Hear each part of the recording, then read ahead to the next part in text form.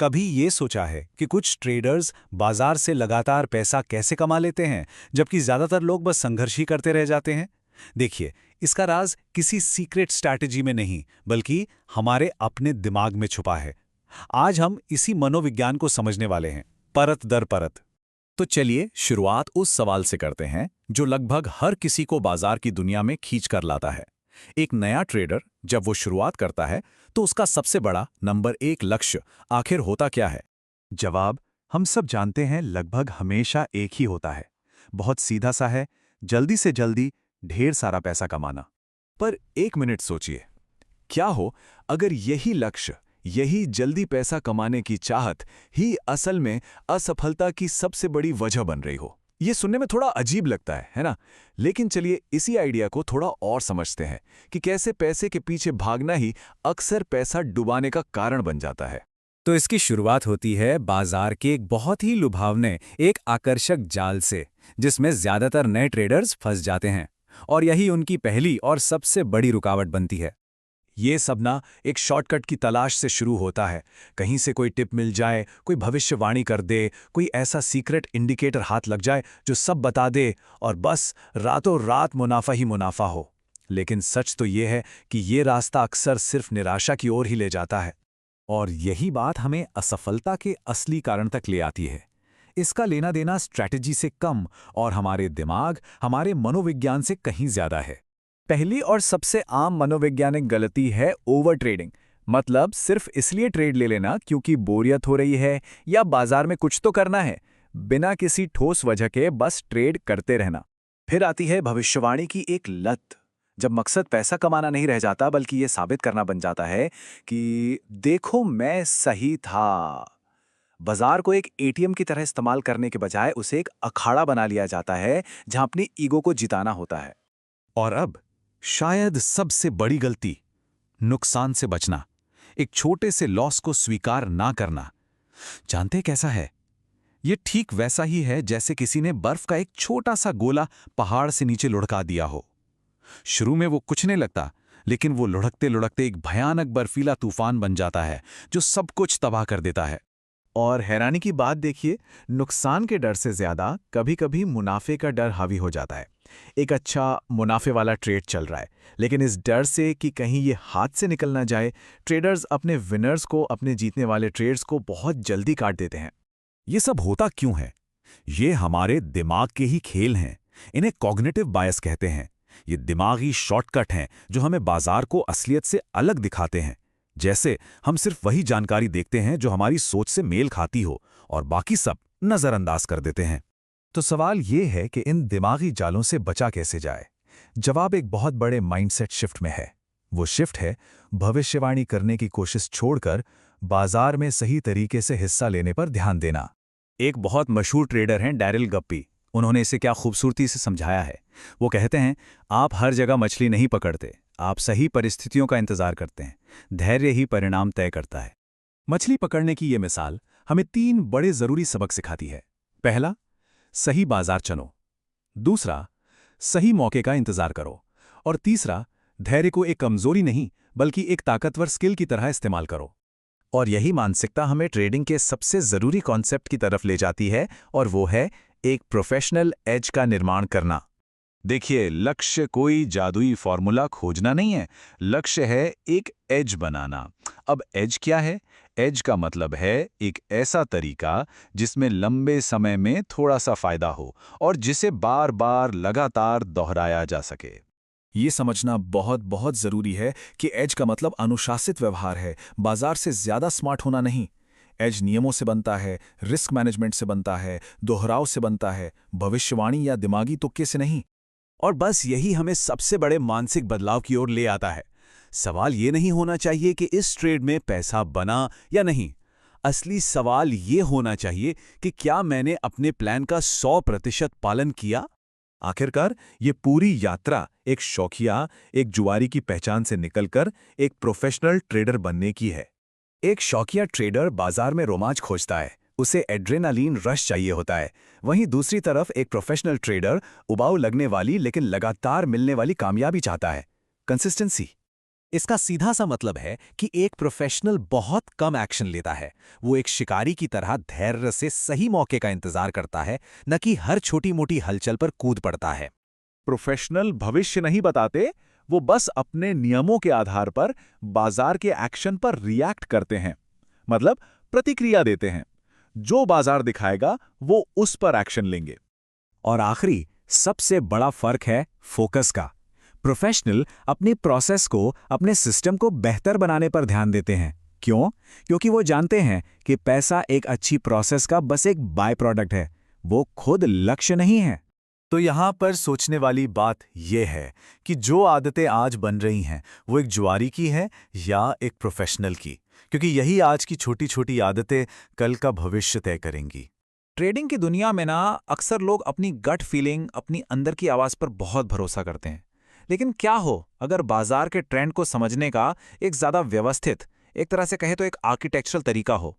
तो आज हम इसी विषय में गहराई से उतरने वाले हैं। और यहीं से हमारा सबसे बड़ा सवाल शुरू होता है। ये एक ऐसा सवाल है जिसका सामना लगभग हर ट्रेडर करता है कि इमोशनल अंदाजे और साफ साफ दिखने वाले एनालिसिस के बीच सही रास्ता क्या है। क्या ट्रेंड बस एक एहसास है या इसे प्राइस के ढांचे में साबित भी किया जा सकता है? और देखिए, इसी सवाल का जवाब हमें स्ट्रक्चरल एनालिसिस के इस मूल सिद्धांत में मिलता है। इसका सीधा सा मतलब यह है कि ट्रेंड कोई मनगढ़ंत कहानी नहीं है, बल्कि एक ठोस, देखने लायक ढांचा है जिसे हम पढ़ सकते हैं। तो सोचिए, एक ट्रेंड जो है वो बिल्कुल एक इमारत की तरह होता है, और किसी भी मजबूत इमारत के लिए सबसे जरूरी क्या है? उसकी नींव। तो आइए पहले इस नींव के सबसे बुनियादी हिस्सों को समझते हैं। सबसे पहले बात करते हैं अप ट्रेंड की। इसको ऐसे सोचिए जैसे बाजार सीढ़ियां चढ़ रहा हो। हर अगला कदम पिछले वाले से ऊंचा है, और आराम करने की हर जगह भी पिछली वाली से ऊंची है। मतलब हायर हाई और हायर लो। ये पैटर्न ही एक सेहतमंद अप ट्रेंड की पहचान है, जो ये बताता है कि बाजार में ऊपर की तरफ जाना सबसे आसान है। और फिर आता है इसका ठीक उल्टा, यानी कि डाउन ट्रेंड। यहां बाजार सीढ़ियां उतर रहा होता है। इसमें लगातार निचले हाई और निचले लो बनते हैं, जो नीचे की ओर एक बिल्कुल साफ दिशा दिखाते हैं। ये स्ट्रक्चर हमें बताता है कि बाजार में सबसे आसान रास्ता अभी नीचे की तरफ है। और फिर एक ऐसी सिचुएशन भी आती है जब बाजार कहीं नहीं जा रहा होता, ना ऊपर ना नीचे। इसे कहते हैं नॉन ट्रेंड या रेंज। यहां प्राइस एक दायरे में फंस जाता है, जैसे खरीदारों और विक्रेताओं के बीच रस्साकशी चल रही हो। इसी को कंसोलिडेशन भी कहा जाता है। ठीक है, तो अब हम इन बेसिक स्ट्रक्चर्स को पहचान तो सकते हैं, लेकिन कहानी यहीं खत्म नहीं होती। अगला स्टेप है ट्रेंड की क्वालिटी, उसके कैरेक्टर को समझना। बिल्कुल वैसे ही जैसे एक आर्किटेक्ट ये चेक करता है कि बिल्डिंग बनाने में जो मटेरियल इस्तेमाल हो रहा है वो मजबूत है भी या नहीं। ये बहुत दिलचस्प बात है, पता है कि ट्रेंड लाइन का जो एंगल होता है ना, वो असल में बाजार के मूड के बारे में बताता है। अगर ढलान बहुत ज्यादा खड़ी है तो समझ लीजिए कि ये डर या लालच का नतीजा है, और अक्सर ये ज्यादा देर टिकता नहीं। वहीं दूसरी तरफ एक धीमी स्थिर ढलान एक मजबूत और टिकाऊ ट्रेंड की निशानी होती है। कभी कभी ट्रेंड रॉकेट की तरह लगभग सीधा ऊपर भागता है। इसे कहते हैं पैराबोलिक मूव। ये एक ऐसी इमारत की तरह है जिसे बहुत जल्दी जल्दी बिना सोचे समझे खड़ा कर दिया गया हो, और जिसके ढहने का खतरा सबसे ज्यादा हो। ये अक्सर एक ट्रेंड के अंत का संकेत होता है। जैसे हर इंसान का एक कैरेक्टर होता है, वैसे ही हर ट्रेंड का भी होता है। एक मजबूत ट्रेंड बहुत अनुशासन में आगे बढ़ता है। उसमें छोटे और साफ सुथरे पुल बैक आते हैं, मतलब कीमत में थोड़ी देर के लिए मामूली गिरावट। वहीं एक कमजोर ट्रेंड में बहुत ज्यादा उथल पुथल, गहरे पुल बैक और कंफ्यूजन दिखाई देता है। चलिए अब उन खास मोमेंट्स की बात करते हैं जहां ये ट्रेंड्स या तो बनते हैं या बदलते हैं।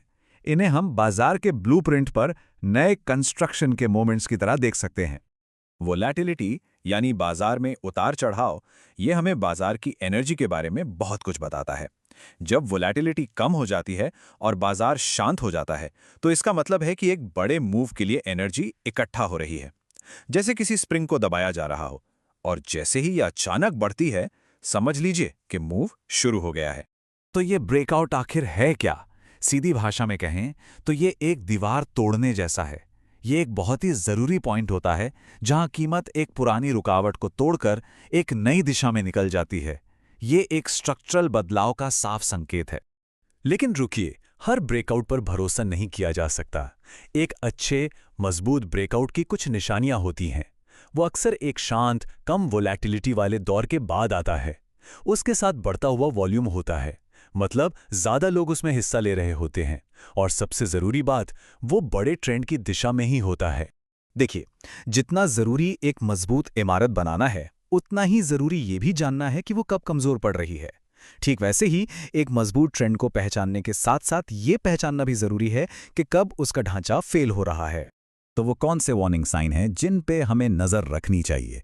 पहला, जब एक जरूरी ट्रेंड लाइन जोर से टूट जाए। दूसरा, जब एक अच्छे खासे चलते हुए अप ट्रेंड में नया हाई बनने की जगह एक निचला हाई बन जाए। ये सब संकेत बताते हैं कि ट्रेंड की मजबूती में अब कुछ गड़बड़ है और अब सावधान होने की जरूरत है। और यहाँ एक बहुत ज़रूरी बात याद रखने वाली है। जब भी स्ट्रक्चर टूटने का संकेत मिले, उसे नज़रअंदाज नहीं करना चाहिए। उस संकेत का सम्मान करना ही सबसे अच्छा रिस्क मैनेजमेंट है। इन संकेतों को अनदेखा करना बहुत महंगा पड़ सकता है। तो हमने ट्रेंड्स की नींव देखी, उनके कैरेक्टर को समझा और उनके टूटने के संकेतों को भी जाना। अब सवाल ये है कि इन सबको मिलाकर एक ट्रेडर अपने काम में कैसे ला सकता है? ये सब मिलकर एक ब्लूप्रिंट कैसे बनता है? ये पूरी प्रोसेस भविष्यवाणी या अंदाज़ा लगाने के बारे में नहीं है, बल्कि संभावनाओं को समझने के बारे में है। पहला कदम, साफ साफ पहचानें कि बाजार ट्रेंड में है या रेंज में। दूसरा, समझे कि चाल टिकाऊ है या सिर्फ इमोशनल। तीसरा, अच्छे हाई प्रोबेबिलिटी वाले ब्रेकआउट मौकों को पहचानें। और चौथा, कमजोरी के शुरुआती संकेतों पर हमेशा नजर रखें। तो कुल मिलाकर मकसद सिर्फ एक है, अपने ट्रेडिंग से जुड़े फैसलों को इमोशन से निकालकर प्राइस स्ट्रक्चर के लॉजिक के साथ जोड़ना। इससे फैसलों के लिए एक मजबूत ऑब्जेक्टिव आधार मिलता है। तो अब जब बाजार का ये ब्लूप्रिंट पढ़ना आ गया है, तो सवाल ये है कि इस पर क्या बनाया जाएगा। कई बार ऐसा होता है ना कि एक ट्रेडर का एनालिसिस तो एकदम सही होता है, पर जब ट्रेड लेने की बारी आती है तो या तो वो हिचकिचा जाते हैं या फिर गलत टाइम पर एंट्री ले लेते हैं और नतीजा एक शानदार मौका हाथ से निकल जाता है। तो आज हम इसी गैप को भरने वाले हैं, ये समझने वाले हैं कि कैसे एक बेहतरीन एनालिसिस को असली मुनाफे में बदला जाए। चलिए ट्रेड एग्जीक्यूशन की इस कला को समझते हैं।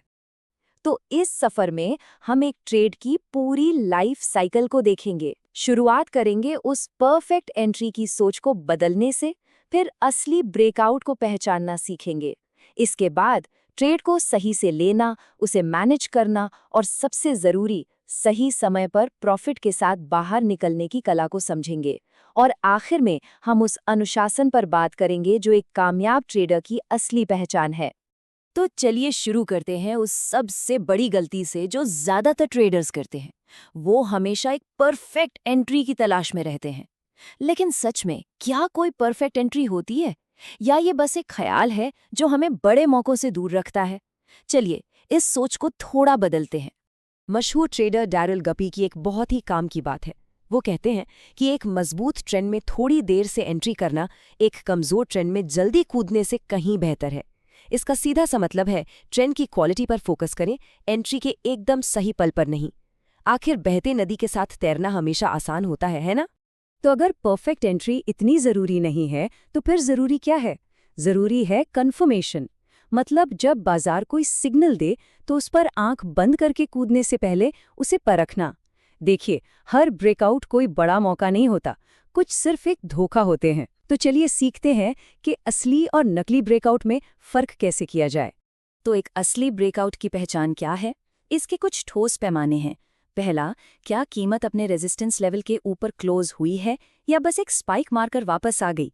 दूसरा, क्या प्राइस की रेंज बढ़ रही है जो खरीदारों की ताकत दिखाए? तीसरा, क्या बड़ा ट्रेंड भी उसी दिशा में है? और आखिर में, क्या कोई ऐसे सिग्नल तो नहीं है जो कह रहे हो कि ये मूव टिकने वाला नहीं है? इन सवालों के जवाब ही सही फैसला लेने में मदद करते हैं। इन दोनों में जमीन आसमान का फर्क है। एक तरफ है झूठी चाल जो एक रोलर कोस्टर की तरह है, यहाँ इमोशंस हावी होते हैं और विपसॉ का रिस्क बहुत ज्यादा होता है। वहीं दूसरी तरफ है एक कंफर्म्ड ब्रेकआउट। ये एक मजबूत सिग्नल की तरह है जहां बड़े समझदार इंस्टीट्यूशनल निवेशक भी हिस्सा ले रहे होते हैं।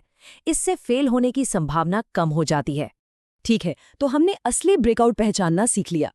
अब सवाल आता है कि ट्रेड में एंट्री करें कैसे? यहाँ हम कुछ प्रैक्टिकल तरीकों पर बात करेंगे और उस सबसे ज़रूरी नियम को समझेंगे जिसके बिना ट्रेडिंग बस एक जुआ बनकर रह जाती है, और वो है रिस्क कंट्रोल। ट्रेंड में एंट्री करने के 3 मेन रास्ते हैं। पहला, इमीडिएट ब्रेकआउट। ये उनके लिए है जो चलती ट्रेन को पकड़ना चाहते हैं और बढ़ते मोमेंटम का फायदा उठाना चाहते हैं। दूसरा, पुल बैक एंट्री।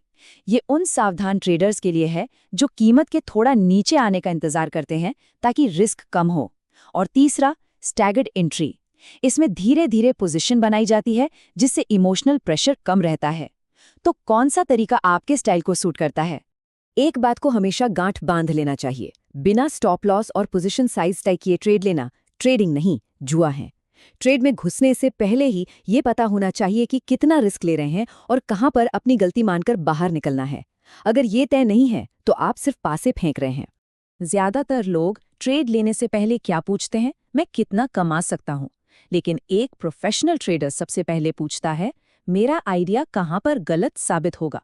ये एक छोटा सा सवाल है, लेकिन ये सोचने के तरीके में जमीन आसमान का फर्क ला देता है। अपनी हार को स्वीकार करने की योजना बनाना ही दरअसल जीत की ओर पहला कदम है। ट्रेड में एंट्री लेना तो लड़ाई का सिर्फ आधा हिस्सा है। असली काम तो उसके बाद शुरू होता है, यानी अपनी ओपन पोजीशन को मैनेज करना। अब हम एक ऐसे टूल के बारे में जानेंगे जो एक डॉक्टर की तरह ट्रेड की सेहत पर नजर रखता है। इस टूल का नाम है IPQ, यानी इनिशियल प्रॉफिट क्वालिटी। आसान भाषा में ये बस ये मापता है कि ट्रेड में एंट्री लेने के फौरन बाद कीमत कैसा बर्ताव कर रही है। क्या वो आपकी दिशा में मजबूती से बढ़ रही है या फिर सुस्त पड़ गई है। ये आपकी ट्रेड की सेहत का पहला अर्ली सिग्नल है। और इसका इस्तेमाल बहुत आसान है। अपने ट्रेड का IPQ देखिए। अगर कीमत तुरंत आपकी दिशा में बढ़ने लगती है तो ये एक मजबूत IPQ है और आप ट्रेड को चलने दे सकते हैं। लेकिन अगर कीमत वहीं रुक जाती है या उल्टी दिशा में जाने लगती है तो ये एक कमजोर IPQ है। ये एक चेतावनी है कि शायद अपना रिस्क कम कर लेना चाहिए या स्टॉप लॉस को और नजदीक ले आना चाहिए। हम सब एंट्री के बारे में खूब बात करते हैं, लेकिन सच्चाई ये है कि एक ट्रेडर का भविष्य उसकी एग्जिट स्ट्रैटेजी तय करती है। ट्रेड में कैसे घुसते हैं ये जरूरी है, पर आप उससे बाहर कैसे निकलते हैं असल में वही तय करता है कि पैसा बनेगा या जाएगा। एक हैरान करने वाली बात पता है, एक औसत ट्रेडर एक पूरे 100% के ट्रेंड मूव का सिर्फ 20% ही पकड़ पाता है। जरा सोचिए, 80% मुनाफा टेबल पर ही छूट जाता है। और इसकी सबसे बड़ी वजह है डर। छोटे मुनाफे को खोने के डर से हम जीतने वाले ट्रेड से बहुत जल्दी बाहर निकल जाते हैं। तो प्रोफेशनल ट्रेडर्स इस डर से कैसे निपटते हैं? वो इमोशंस पर नहीं, लॉजिक पर आधारित एग्जिट प्लान बनाते हैं। जैसे वो पहले से तय कर लेते हैं कि अगर ट्रेंड लाइन टूटी तो बाहर, या अगर बाजार में अचानक बहुत ज्यादा वॉलेटिलिटी आई तो पोजीशन काट देंगे, या फिर अगर एक तय समय तक ट्रेड कहीं नहीं गया तो उसे बंद कर देंगे। ये नियम उन्हें भावनाओं में बहने से रोकते हैं। और यहीं पर धैर्य की असली कीमत समझ में आती है। याद रखें, एक ट्रेंड के सबसे बड़े मुनाफे अक्सर उसके आखिरी दौर में मिलते हैं। जो ट्रेडर सब्र के साथ अपने विनिंग ट्रेड में बना रहता है वही सबसे बड़ा रिटर्न कमाता है। तो अब तक हमने जो कुछ भी सीखा उसे एक साथ लाते हैं। इन सभी स्ट्रैटेजीज के दिल में एक ही चीज है, अनुशासन। अब हम उन आम गलतियों को देखेंगे जो ट्रेडर्स की सारी मेहनत पर पानी फेर देती हैं और ये जानेंगे कि उनसे कैसे बचा जाए। ये कुछ क्लासिक गलतियां हैं जिनसे हर ट्रेडर को बचना चाहिए। बहुत बढ़ चुके ब्रेकआउट के पीछे भागना, कन्फर्मेशन से पहले ही कूद पड़ना, डर के मारे अपना स्टॉप लॉस हटा देना, छोटे छोटे प्रॉफिट लेकर भाग जाना और कमजोर IPQ के वार्निंग साइन को नजरअंदाज करना। इनमें से हर एक गलती आपके अकाउंट को धीरे धीरे खत्म कर सकती है। सफल एग्जीक्यूशन एक पहेली की तरह है जिसके कई टुकड़े हैं। इसमें इमोशनल कंट्रोल, रिस्क की सही परिभाषा, एंट्री की कंफर्मेशन, सही एग्जिट की स्ट्रैटेजी और IPQ का एनालिसिस, ये सब बराबर के जरूरी हैं। इनमें से एक भी टुकड़ा गायब हो तो तस्वीर अधूरी रह जाती है। और आखिर में इस बात को समझते हैं। सोचिए, आपके पास एक घर का परफेक्ट ब्लूप्रिंट है। ये आपका बेहतरीन एनालिसिस है, लेकिन अगर उसे बनाने वाला कारीगर ही अनुशासनहीन हो तो नतीजा क्या होगा? एक टेढ़ा मेढ़ा घर। ट्रेडिंग में भी बिल्कुल यही होता है। एक शानदार प्लान भी खराब एग्जीक्यूशन के कारण पूरी तरह बर्बाद हो सकता है। तो मैं आपको इसी एक सवाल के साथ छोड़ता हूँ।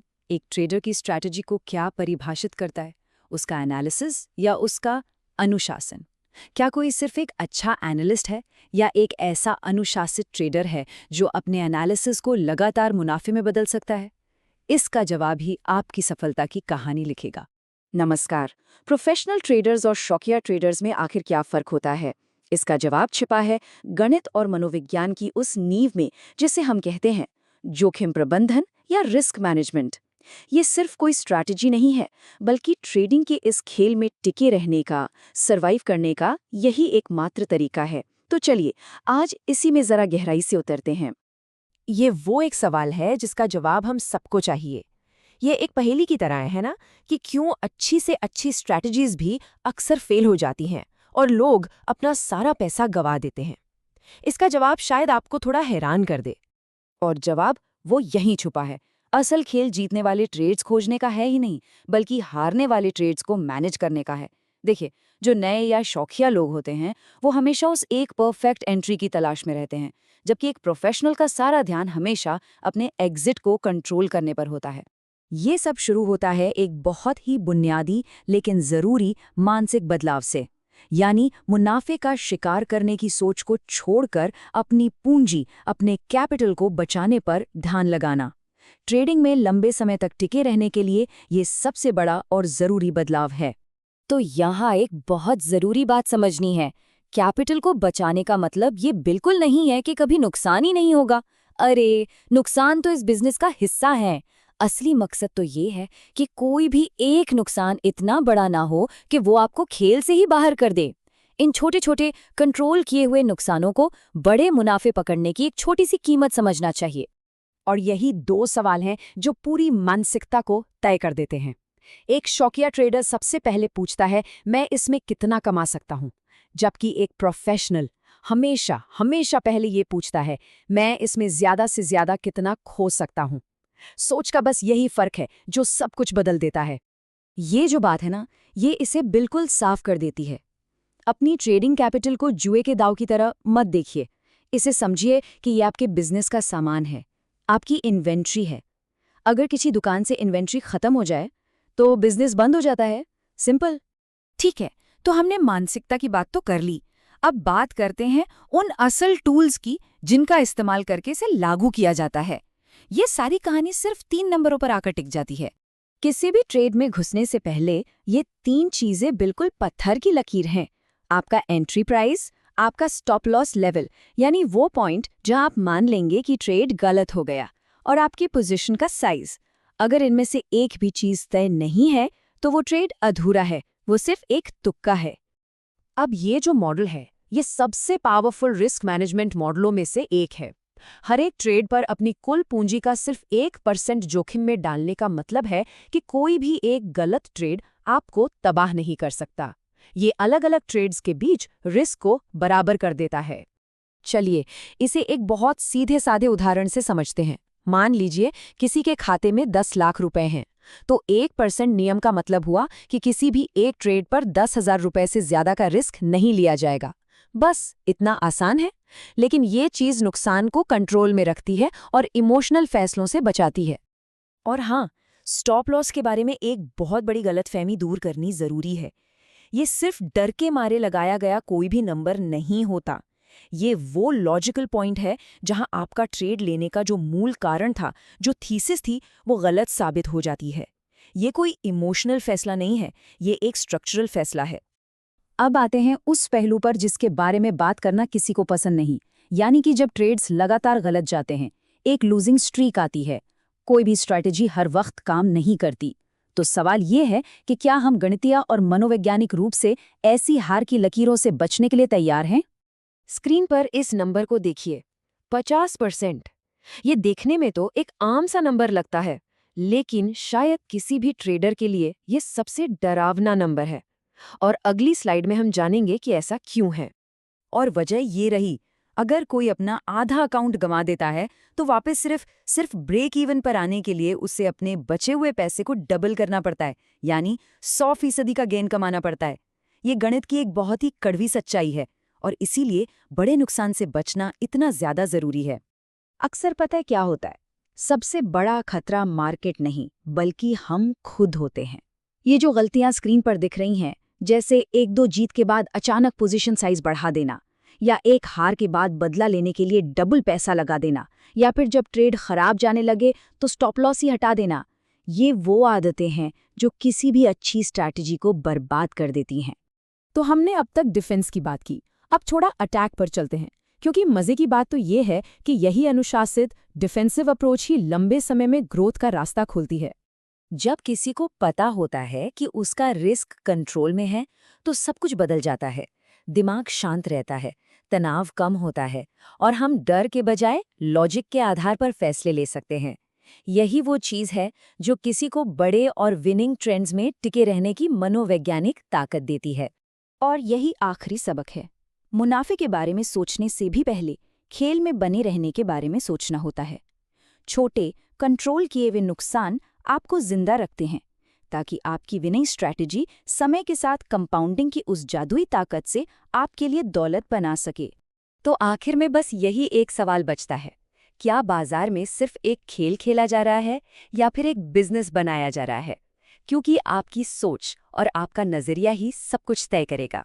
जरा सोचिए, आप बाजार के उतार चढ़ाव को देख रहे हैं, लेकिन डर से नहीं, बल्कि एक अजीब से शांत आत्मविश्वास के साथ। नहीं, ये कोई सपना नहीं है। आज हम उसी मानसिकता और प्रक्रिया की बात करने वाले हैं जो किसी को भी एक आम बाजार प्रतिभागी से एक डिसिप्लिन्ड, एक अनुशासित पेशेवर में बदल सकती है। ये सिर्फ ट्रेडिंग के बारे में नहीं है, ये एक पूरे ट्रांसफॉर्मेशन, एक पूरे रूपांतरण के बारे में है।